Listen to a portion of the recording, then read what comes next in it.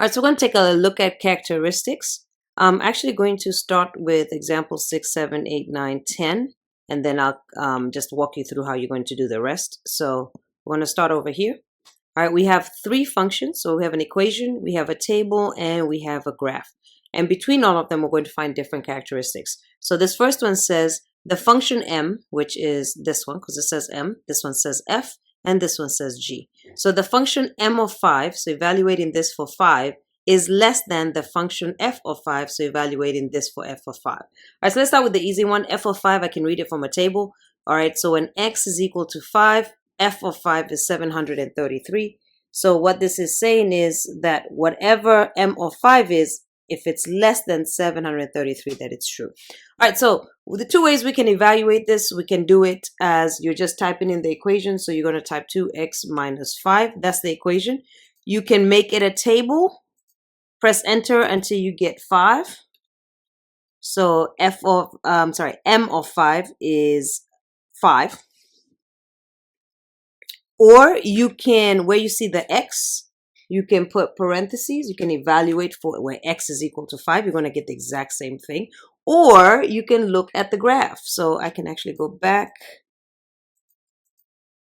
All right. And then look at the graph by pressing home. Zooming in until I see 5. Here's 5. And 5 is also equal to 5. Boom. So three ways you can evaluate a function. You can make it an equation, a graph, or a table. Okay, so is 5 less than 733? Yes, it is. So because this is true, then this equation is true. And so we're basically just saying that characteristics true or false. All right, let's do another one. So m of 100. So this time instead of being 5, we're going to do 100. I don't know what your preference is, but I think I like a table, so I'm going to make it a table. And then instead of pressing enter 100 times, I'm just going to type 100. And I can see m of 100 is 195. So this is 195. Is that less than f of 0? So again, we're comparing to f. So I'm going to look f of 0. I do not see 0. I could quickly look if there's a pattern here to see if I can go back, but these numbers are so big I can't really see it, which means I need to evaluate or give me an equation for f of 0. So we're going to go ahead and input this table into Desmos, and I could do it by hand, but I'm choosing not to. I'm choosing to do it by a shortcut. All right, so I'm going to type in the table into Desmos because at this point we are using just whatever is fastest for you. Please make sure that you do type in the correct numbers, 733. Again, we learned about this in a previous video. Zoom fit the points on the bottom left. It looks like it's quadratic because it's not exponential because this pattern is not happening, which means the second difference is going to be constant, but I don't want to do this twice to see what it is. So what we're going to do is just type in the quadratic function. So this is this function right here. We're going to type it into Desmos. There are two things that Desmos does not like. So equals ax squared plus bx plus c. All right, you can see there's errors appearing. For one, we have to tell it, hey, I want you to use this table. So in this table, x is not x, but it's x1, and y is not y, but it's y1. So where I see y and x, I'm just going to type in a 1. Here's an x, 1. Here's an x, 1. All right, there's still a little area, and that's this equal sign. It doesn't like it. You have to use a squiggly line. So A, B, C, then squiggly line, or shift right underneath escape. All right, so making sure it goes through all of those green dots. This black line goes through the green dots. That's perfect. So this is the equation. So while I'm here, I'm going to write the equation right here. So this is just in case I need it a little later. So this is going to be 46x squared minus 92x plus 43. All right, so that's the equation, y equals. All right, so again, I get it from here. It's the same equation right here, but A is 46 right here, 46x squared. B is negative 92, so minus 92x. And then C is plus 43. All right, now that I have my equation, I can go ahead and type it in just to confirm that that is my equation. And I'm going to see if I can just do it, copying and pasting this and deleting the ones that I don't need anymore. And put in back my equal sign. And then we're going to type in A is 46, B is negative 92, and C is positive 43. All right, you see again, it matches. So it matches to the green, to the black, and to the red. It all matches. So this is my equation. And now I want to hit table so I can get my zero value. So my zero value is 43. So when x is 0, f of x is 43. So back to my question, f of 0, which is now 43, is 195 less than 43? It is not. So this is false. Okay, so a couple of different ways that you could do it. You could definitely do the second difference and then go back one more, or you could just type it into Desmos, whatever you think is easiest, I'm okay with. All right, so this one is false. All right, number 8, the domain. All right, so let's talk about what domain is again, and you should have notes on this. This is just a quick recap. All right, so domain is from left to right x-axis, right? So we're just looking at the x-axis for all three functions. Well, I know that this function is linear because it's just 2x minus 5, but I'm just going to put it in the calculator as well just for you to get a visual on it. So I'll put this in order. So this was my second one. I'm just going to type that in there. This one is going to be y equals 2x minus 5, and you can see it's going to be a straight line. As you can see right there, it's a straight line. And then g of x, it looks like it's exponential. We can also put this in, but I don't need to because I have a graphical representation.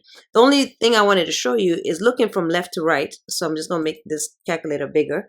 If you look from left to right for this red line, everywhere left, and if I zoom out, you can see this red line keeps going on forever in both directions on the left and forever in both directions on the right. So what is the domain for any linear function that's not a real world problem?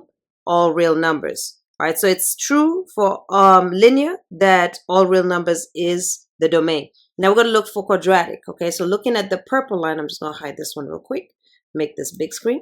All right, from left to right. Okay, so from left to right is there a graph. So I'm going to zoom out.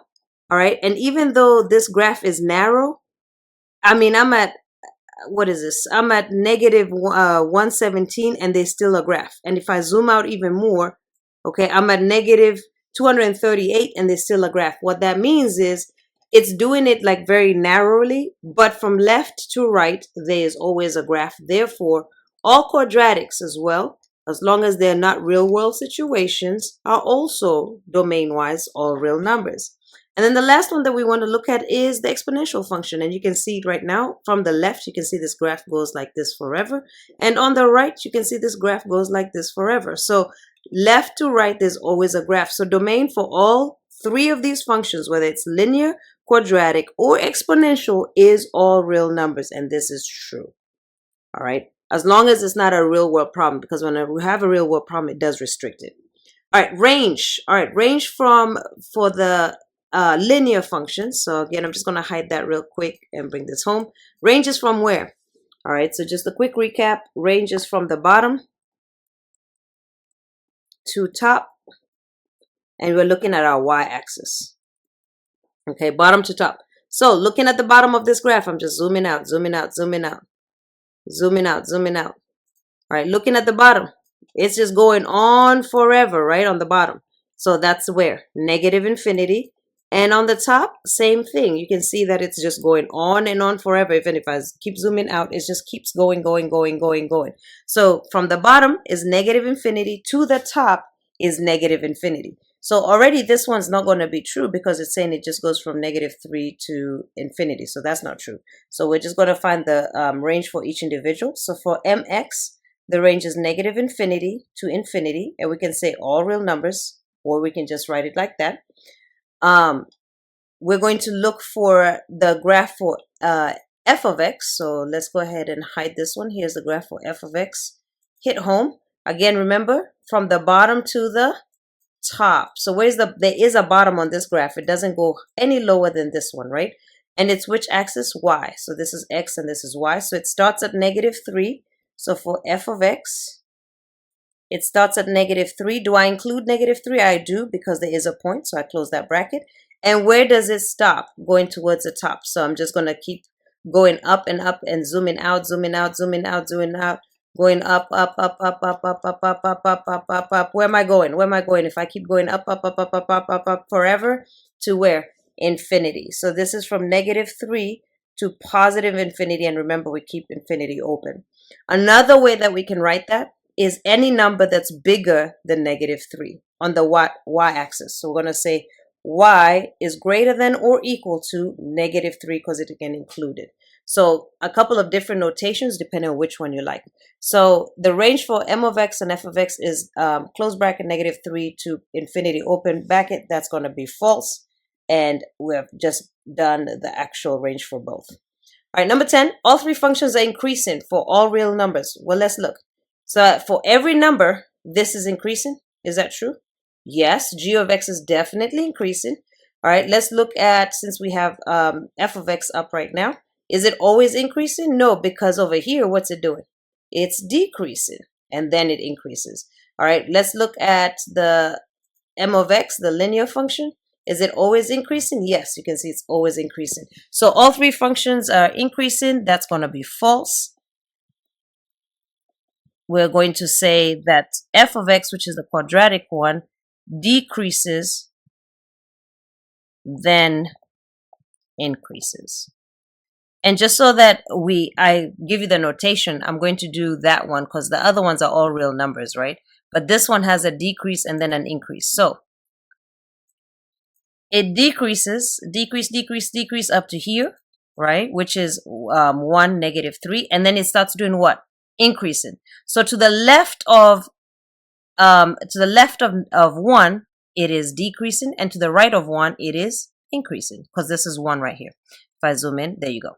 All right, so anywhere left of this line right here, to the left, it's decreasing. To the right, it increases. So I'm just going to write that down so that you also have the notation. So it's decreasing to the left of 1, and it's increasing to the right of 1. And if you want to write that in the other notation, you're going to do an open, because at this point here, it's neither increasing or decreasing. So 1 to bigger than 1 is going to be infinity, and -infinity to 1 is where it stops. Okay, so those are the three different notations. All right, so what I want you to do now is you're going to answer all these questions here and these questions right here. This is all part of the same question. So consider the graphs tables h of x, g of x, f of x. So that's h, g, f. Oh, and we're going to make a quick correction here. So please cross these out right quick. And please write 2, 4, 8, 16, 32. I did forget to copy those, right? All right, so please write those down. And then so we have h, g of f in a table. Here we have them in a graph format. You can see this is h of x is the linear one. F of x is this one, which looks like it's exponential. And then g of x is quadratic. And looking at the equations, you can see h of x is linear, g of x is quadratic, and f of x is exponential. So get 3 different color pencils or highlighters and highlight linear functions. So what I mean is you'll highlight one color is linear. Now you're going to find everything that's linear in here, and you're going to color it yellow. Then you're going to use a different color or a highlighter and do quadratic. Everything that's in here that's quadratic, you're going to highlight color green.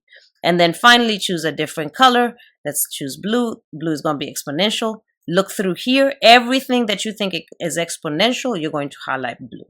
So I'll do one, just one. All right. My function has a constant rate of change. Oh, constant rate of change I know is linear. So I'm going to pick yellow, and therefore I'll just highlight this. Just a little color. You don't have to color the whole thing. But you're going to go through each of that in reference to these. Once you finish that, you'll be coming here and answering which one has the largest value for an input of 3 for, again, this 3 tables, or you can look at the equations if you like, or you can look at the graphs. Okay, so you're going to answer 1, 2, 3, 4, or 5.